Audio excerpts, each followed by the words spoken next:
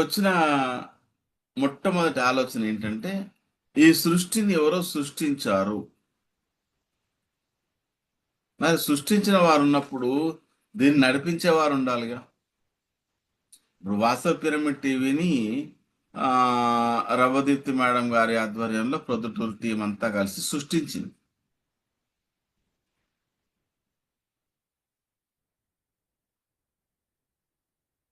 సృష్టించినప్పుడు దీన్ని నడిపించాలి కూడా. ఏం మేడం గారు?